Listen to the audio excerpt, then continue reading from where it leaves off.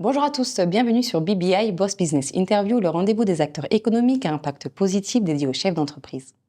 Aujourd'hui, j'ai le plaisir de recevoir Alix Michaud, artisan chocolatier et CEO de Alix Chocolat. Bonjour Alix. Bonjour, merci pour votre accueil, je suis ravie d'être là.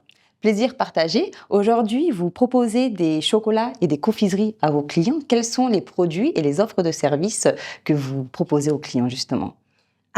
Donc je suis artisan chocolatier et je réalise mes chocolats, dans mon atelier à Noisy-le-Grand. Je fais, tout type de chocolat, qui vont du praliné, l'ourson guimauve, des chocolats à la ganache aussi, donc avec des parfums à la fraise, au caramel, caramel salé, ça plaît beaucoup aussi, au miel, un miel, du 77 de Champs-sur-Marne. J'essaye de prendre des matières sourcées, quand je peux aussi, dans mes intérieurs, même si le chocolat, c'est pas trop possible. Et vous avez aussi tout ce qui est confiserie, puisque le diplôme intègre aussi une partie confiserie, donc avec des caramels, des pâtes de fruits, vraiment à l'ancienne avec la purée du fruit, pas des arômes ou des conservateurs. Voilà, quand on le mange, on a le vrai goût du fruit, à l'ancienne. Donc vos produits sont de qualité, faits à la main. Quel processus de fabrication adoptez-vous lorsque vous travaillez le chocolat? Le chocolat demande, quelques étapes. Il suffit pas juste de le couler, de le faire fondre, de le couler. Il faut ce qu'on appelle le tempérer, c'est-à-dire qu'il faut respecter des courbes de température. Ça passe par 3 étapes. Une, on va faire fondre la totalité du chocolat à 45°, la totalité des molécules de chocolat et le beurre de cacao notamment, puisque c'est là-dessus qu'on va travailler.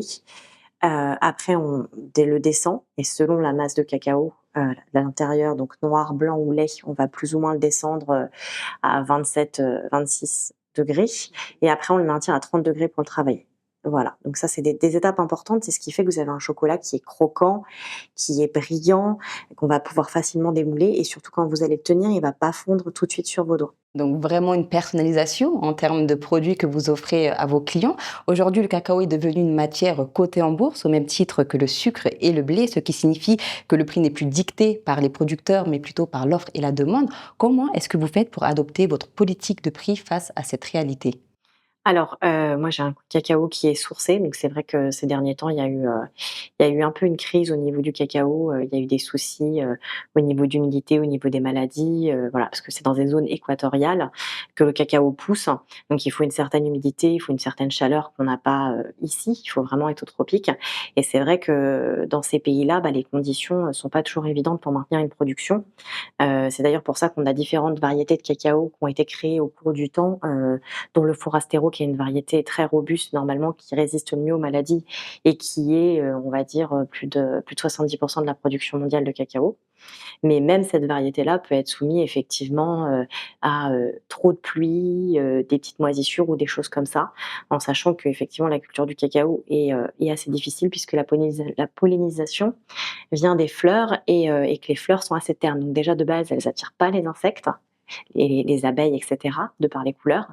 C'est pour ça aussi souvent qu'on a des couleurs vives, mais là c'est pas le cas, et le pollen est très, très gluant. Donc en fait, les animaux ont du mal les insectes ont du mal à le transporter d'une fleur à l'autre, et ça fait qu'on a, souvent peu de fruits, en réalité, et que le rendement est pas toujours évident à gérer. Donc, vos engagements humains et RSE vont au-delà de l'origine du cacao, puisque vous avez à cœur de limiter le gaspillage alimentaire. Quelles sont les actions que vous mettez en place pour pallier à cet enjeu? Effectivement, actuellement, j'ai pas de magasin, j'ai pas de chocolaterie, accessible au public. C'est pas forcément une envie, parce que, justement, j'apprécie, de faire attention à ce que je produis, et je mets à cœur de travailler à la commande. Donc en fait, on m'appelle, on me demande, de faire quelque chose, tel parfum, tel goût, tel motif.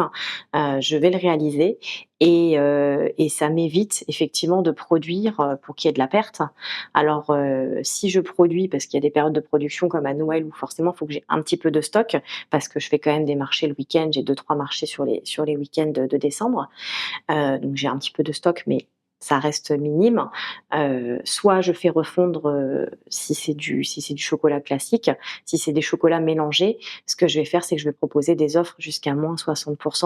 Je préfère que ça parte à bas coût et à bas prix, plutôt que de les mettre à la poubelle. Aussi appelé la nourriture des dieux en latin, le chocolat est souvent travaillé à l'image de son maître artisan. Aujourd'hui, quelle est l'empreinte de Alix Chocolat?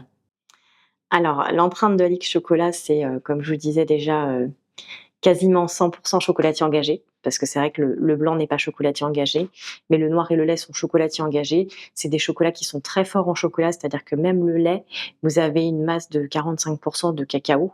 Donc la masse de cacao, vous avez quasiment la moitié du produit qui est du cacao. Donc vous avez déjà un goût assez intense en chocolat, assez fort. Même des fois, on me dit: «Bah, on dirait du noir». Non, non, c'est bien du lait, mais voilà. Et en plus, là, je suis contente puisque je vais intégrer une nouvelle origine aussi, avec mon noir que je vais mélanger avec mon Cameroun aujourd'hui, qui vient de Haïti, un pays que j'ai visité, sur lequel j'ai été extrêmement touchée. J'y ai été une semaine et c'est vrai que j'ai fait, je pense, 1 heure et demie de car pour aller à l'hôtel où j'étais et ça m'a bouleversée, les conditions de vie et cetera et je suis très heureuse, de pouvoir intégrer cette origine, qui vient de Etikable et qui est effectivement chocolatier engagé et qui en plus est bio, qui me permettra d'avoir en plus un 73 de masse de cacao, donc un peu plus fort et je pense que ça peut être un bon mélange avec celui du Cameroun, qui est à 66. Un véritable engagement aussi de votre côté par rapport à la satisfaction client.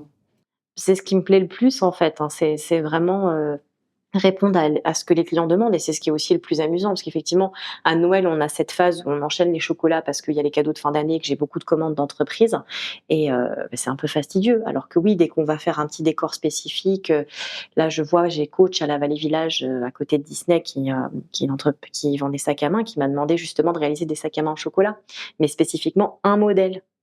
Donc j'ai été le voir, j'ai pris les mesures, je me suis cassé la tête, j'ai vu comment faire la forme, faire l'aisance et j'ai essayé d'être au plus proche du modèle et effectivement le modèle a été affiché pendant une semaine et quand je suis arrivée, j'ai vu l'effet waouh et c'est ça qui est le plus beau pour moi. Et aussi un côté challengeant par rapport aux demandes des clients sur ces spécificités-là. Effectivement, c'est aussi boostant, mais après c'est vrai que moi je suis plus sur je suis pas forcément, trop, challenge, mais pas trop à l'aise avec le challenge, mais par contre oui effectivement répondre à la satisfaction client et avoir un enjeu de savoir que je vais faire ça pour le client et que personne d'autre le fera, ça c'est cool pour moi. Merci Alix pour toutes ces informations. Je rappelle que vous êtes passionnée depuis 8 ans et que vous êtes diplômée en chocolaterie et confiserie depuis 2020 et que vos réalisations sont principalement à destination des entreprises. Oui, c'est ça. Merci beaucoup. Avec plaisir. Merci à vous d'avoir regardé cette interview jusqu'à la fin et je vous dis à très vite pour une nouvelle émission de BBI.